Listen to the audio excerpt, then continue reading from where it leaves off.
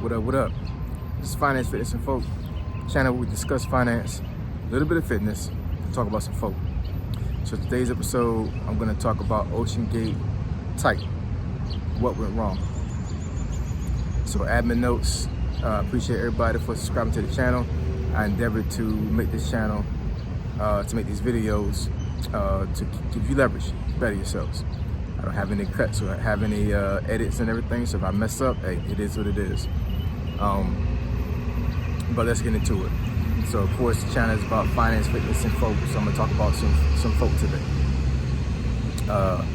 And I'm gonna talk about one particular individual that was on the OceanGate Titan submersible, and that's Stockton Rush. But it's not gonna be necessarily a video about him. It's going to be basically about the vessel itself, and why I believe, doing my own personal research and looking into things, what I think happened to that particular submersible. So this submersible was going to go down about, I want to say, 13,000 feet. Into the depths of the ocean to basically do a tour of the Titanic. In my opinion, this thing was basically like a water taxi, because you had civilians on this particular vessel that paid $250,000 to go down to see the Titanic. And like I said, this was a mission that was part of a the vessel was a part of a fleet that was owned by CEO Stockton Rush. He's the one that created it. Stockton Rush is a guy, from what I've researched, that he wanted to be in space. He wanted to be an astronaut, and I'm not exactly sure if he passed the physical to be an astronaut. And I want to say, if I'm not mistaken, I think I read that he is colorblind. So that might be the reason, one of the main reasons why he couldn't be an astronaut or a pilot. But somebody correct me if I'm wrong. But I think that's one of the reasons why he couldn't be one. So he has built his own vessels, his own airplanes, and at some point in his life, he decided he wanted to do underwater exploration, because he said in a video that he didn't want to be a passenger on a spaceship to go into space. He didn't want to be the person that was like the spectator. He wanted to be the person that actually like piloted the vessel going into space. So I guess he figured that water exploration was his best avenue or approach when it came to that, versus him trying to be an actual astronaut and actually piloting a spacecraft. So anyways, getting back to the submersible. This vehicle went down into the depths of the ocean to visit the Titanic, and according to reports, less than 2 hours after it went down, it lost contact with the, I'm assuming it's called the parent vessel, because this vehicle was not a vehicle that had a lot of technology on it. It used some form of Morse code to communicate back and forth between the submersible and the vessel that was on the top of the sea. So there was a lot of technology there, but some of the videos that I saw, Stockton Rush, he pretty much was very confident in this vehicle, in this vessel, and he really was trying to push the narrative that, as long as the integrity of the vessel is fine and it's safe, it doesn't really matter what type of technology that is on it, because he said the lights could fail, the radio system could fail, the thrusters on the vehicle could fail, but as long as the integrity of the ship maintained itself, then everything would be fine. Everybody would survive, because I think there was like 4 or 5 different fail safes or mechanisms on the vessel to help the vessel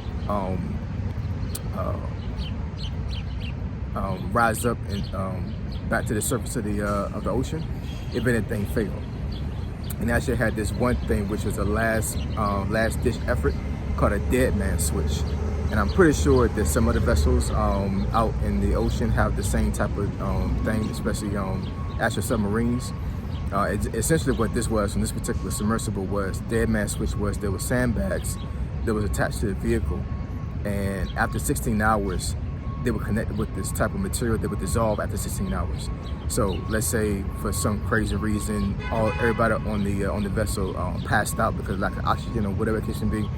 The dead man switch was a mechanism to where, like, if nobody could hit the I guess the panic button for them to rise to the surface, then these sandbags would automatically deploy after 16 hours, and it would force the vehicle to rise to the surface of the ocean.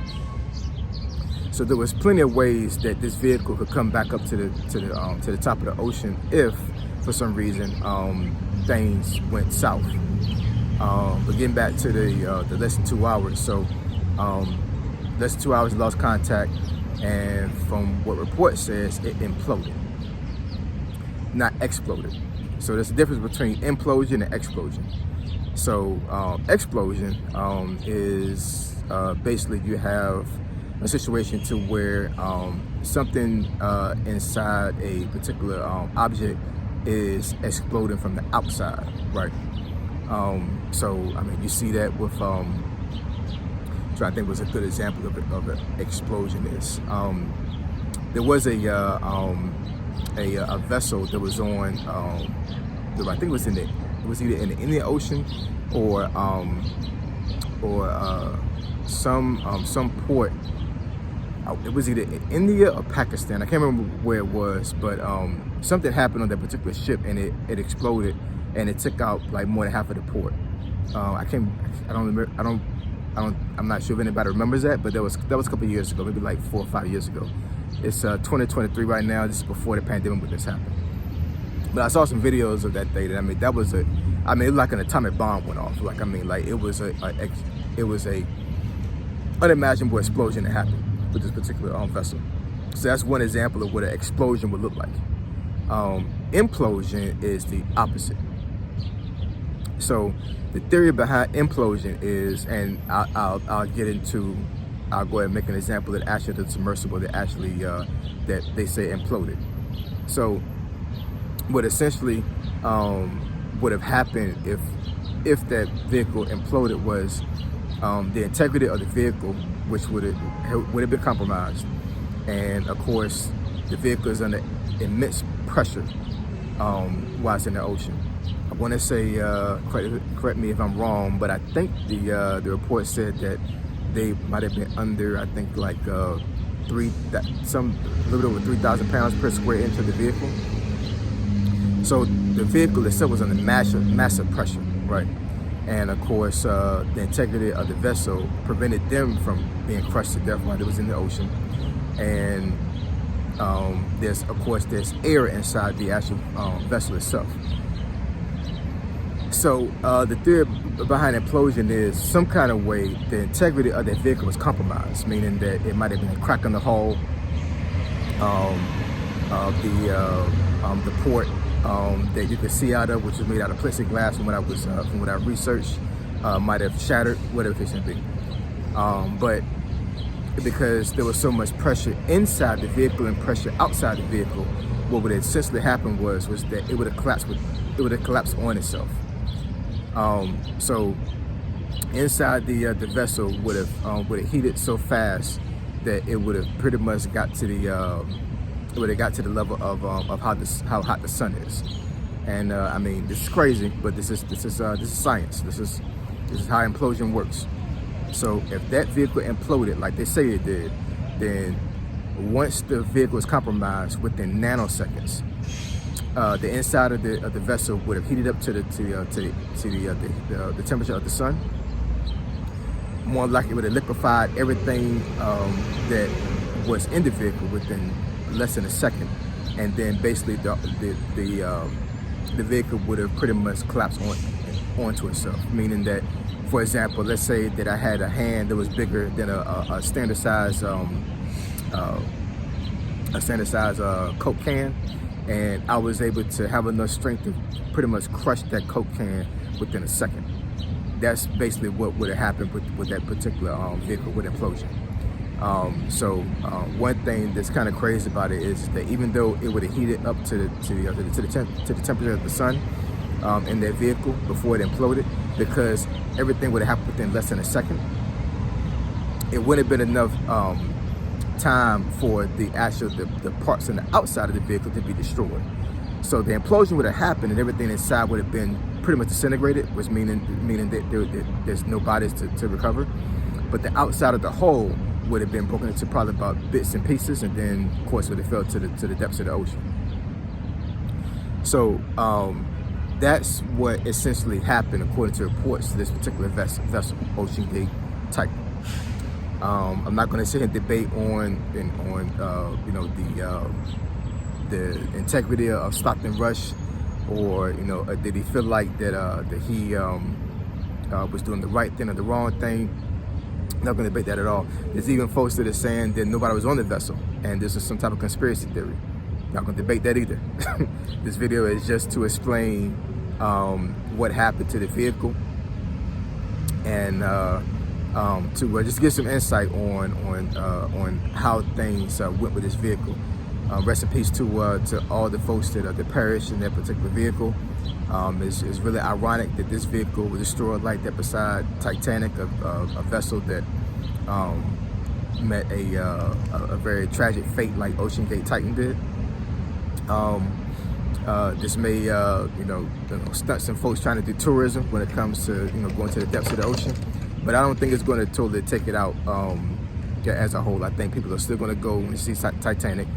I think people are still going to go to the depths of the ocean.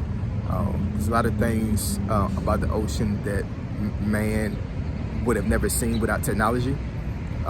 So it's one of the philosophical things, like, does man really supposed to be there? Well, Stockton Rush felt like we were. And he also said in some videos that he felt like some medical breakthroughs would have been found in the depths of the ocean, things that are not discovered yet. So rest in peace to them. They said there was no pain when this happened to them. So I really believe that implosion is very quick. I really believe that there wasn't any chance for them to really feel anything. They don't even know they're dead. OceanGate Titan. What happened? So that's the video. Thank you for subscribing to the channel. I endeavor to push these videos out to give you leverage, to better yourselves, and to learn more about folks. Find that fitness in folk. Triple up, I'm gone.